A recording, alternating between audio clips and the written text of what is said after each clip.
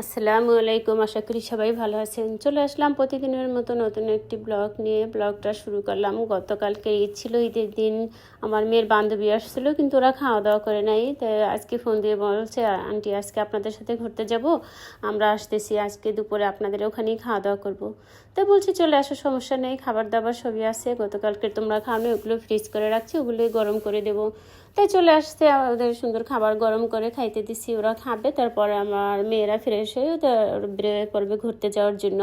তো এই যে ওরা দুই ভাই বোন সুন্দর তৃপ্তি করে খাচ্ছে, আর ওর ভাইটা খুব মজা করে খাচ্ছে আর বলতেছে আন্টির গরুর মাংসটা অনেক মজা হয়েছে, আমি গরুর মাংস অনেক পছন্দ করি, কিন্তু একটু ঝাল হয়েছে। তা গরুর মাংস তো ঝাল থাকবেই, স্বাভাবিক, তাই না? গরুর মাংস যদি ঝাল না হয় তাহলে তো মজা হয় না। তাই খাওয়া দাওয়া শেষ করে এখন একটু রেস্ট করলো, তারপর এখন ওরা ফ্রেশ হইতেছে, তারপর বেরিয়ে পড়বো আমরা ঘুরতে যাওয়ার উদ্দেশ্যে।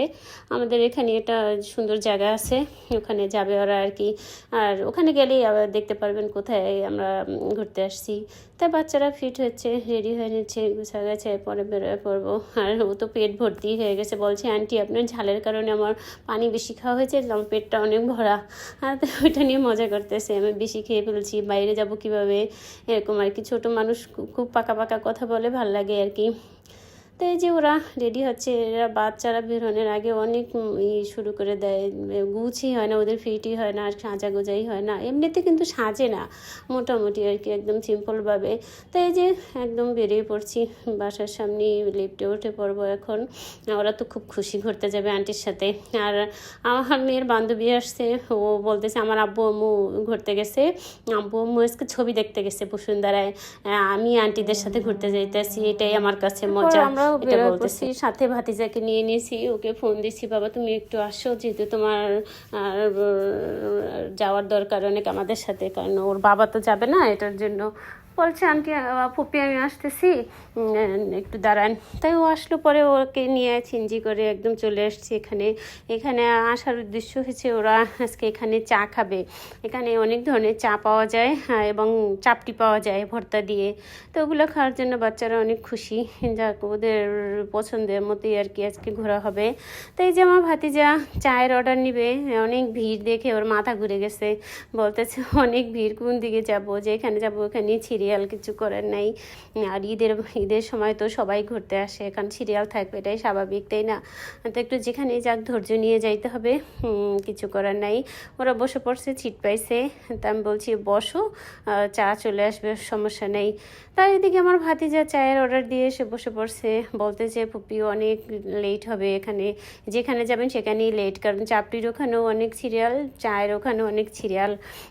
তাই দেখি কি করা যায়, কতক্ষণ লাগে জানি না, কখন পাবো চা আর কি। ওরা কেউ তেঁতুল চা খাবে, অলরেডি চা চলে আসছে, অনেকক্ষণ অপেক্ষা করার পরে খুব খুশি তো এরা চা পেয়ে, কেউ তেঁতুল চা, কেউ রং চা, কেউ দুধ চা আর কি, এভাবে মিলে চা নেওয়া হয়েছে।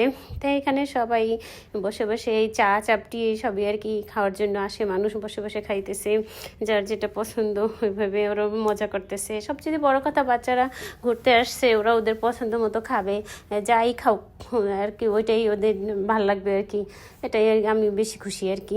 যাক, গ্রামে যাই না, গ্রামে গেলে তো সবার সাথে অনেক মজা করতো, আর এখন কিছু করার নেই, এখন ওরা যেখানে ঘুরতে যাবে, যা খাইতে যাবে ওইটাই আর কি আমি মানবো আর কি। তাই এই যে বাচ্চারা খাইতেছে, আর এদিকে দেখেন প্রচুর মানুষের ভিড়, প্রচুর মানুষ আসতেছে, অনেক মানুষ আর কি, যেখানে যায় সেখানেই ক্যানজাল আর কি। আর এদিকে আমি খালার কাছে চাপটি অর্ডার দিয়ে দিছিলাম অনেকক্ষণ আগে, এখন সিরিয়ালে দাঁড়িয়ে পড়ছি, আমার সিরিয়াল আসছে, তাই ওরা ডিম চাপটি খাবে আর নর্মাল চাপটি। তা আমি 6টা চাপটি অর্ডার দিছি, 4টা নর্মাল, 2টা ডিম চাপটি। দেখি এখন কেমন টেস্ট খাইতে। ওরা বলতেছে মোটামুটি, তেমন ভালো না, কিছু করার নাই, কিন্তু মানুষের খাবারের স্টাইল দেখে মনে হয়েছে কি অনেক মজা, কিন্তু জানি না মানুষ কেন এত মজা করে খায়, ওনাদের কাছে হয়তো বেশি মজা লাগে, এই জন্য আমাদের কাছে ভালো লাগে নাই। তাই আমি এবার মজা করতেছি যে যারা বেশি বেশি খাইতেছে, এরকম মাচা চিরা লাগে, এদেরকে চাপটি বানায় কখনো খাওয়ায় না ভর্তা দিয়ে, এই জন্য এরা বেশি তৃপ্তি সহকারে খাইতেছে, বা হয়তো কারো পেটে ক্ষুধা, এই জন্য বেশি খাইতেছে। তো ওরা খাওয়া দাওয়া শেষ করছে, ওখানে ঝাল লাগছে, এখন বলতেছে আম্মু এখন হলো আইসক্রিম খাবো, যেহেতু ঝাল লাগছে কিছু করার নেই, তাই নাও আইসক্রিম খেয়ে বাসার উদ্দেশ্যে চলে যাব। লেট হয়ে গেছে, এমনিতেই রাত্র হয়ে গেছে, অনেক দূর যেহেতু আসছি তাড়াতাড়ি বাসায় যেতে হবে। ওরা ভাগাভাগি করে সুন্দর, এমনি আবার সুন্দর সাজিয়ে দেখাইছে। আন্টি দেখেন আমরা সবাই মিলে আইসক্রিমগুলো করে নিই, তারপর আপনি একটু ভিডিও করেন। এই যে ওরা আইসক্রিম খাইতেছে, গাড়ির জন্য অপেক্ষা করতেছি আমি। আমার কাজ তো আমি করব, আমি তো সবার থেকে বড় এখানে, আমার তো দায়িত্ব বেশি, তাই না? গাড়ি নিয়ে নিছি, এখন বাসায় চলে যাচ্ছি। রাস্তাঘাট মোটামুটি ফাঁকা, যেহেতু ঈদের ছুটিতে সবাই আছে। এখন একটু রাস্তাঘাটে বেরোইলে ভালো লাগবে আর কি, গ্যাঞ্জাম এবং এই আপনার কি বলে জ্যাম নাই আর কি, এটার জন্য একটু ভালো লাগতেছে, ফাঁকা নিঃশ্বাস নেওয়া যায় ভালোভাবে না। তাছাড়াও তো শহরে অনেক থাকে, জ্যাম জটের জন্য রাস্তায় বেরোইতে বিরক্ত লাগে আর কি। এই জায়গাটা অনেক সময় যদি ঈদ ছাড়া থাকতো তাহলে অনেক জ্যাম থাকতো, কিন্তু আজকে দেখেন কত ফাঁকা, জ্যাম নাই, খুব ভালোভাবে চলে আসছি বাসার সামনে। এখন ইলমি চলে যাবে, বলতেছে আন্টি আমি বাসায় যাবো গা, অনেক লেট হয়ে গেছে, অলরেডি আম্মু মনে হয় চলে আসছে, তাহলে আমি যাইগা। তাই ওকে এখন এখান থেকে বিদায় দিয়ে দেবো। তাই সবাই ভালো থাকবেন, আমাদের জন্য দোয়া করবেন, সবার জন্য দোয়া রইল, আমাদের সাপোর্ট করবেন। যদি আপনারা সাপোর্ট করেন আমি ছোট একটি ব্লগার অনেক দূরে এগিয়ে যেতে পারবো। সবার সাপোর্ট চাই, সবার ভালোবাসা চাই। সবাইকে আল্লাহ হাফেজ বলে এখানেই বিদায় নেব। ভালো থাকবেন সবাই, আসসালামু আলাইকুম।